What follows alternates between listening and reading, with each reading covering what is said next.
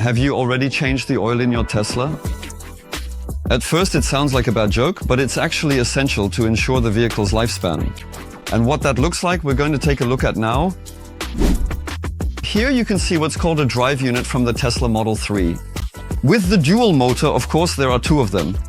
And even though we have an electric motor, the power is transmitted to the wheels via a reduction gearbox and a differential. And this needs to be lubricated. For this, Tesla has provided a filtration system to keep the oil quality at a certain level. We recommend changing the filter and oil every 2 years. All you need to do is remove the electronic oil pump, the filter and the inlet screw. For the oil change, we have created our filter kit, which contains all the components needed for the service work. From the correct filter quality to additional mounting materials, sealing rings, screws and the inlet screw. And of course the optimal amount of oil, everything you need.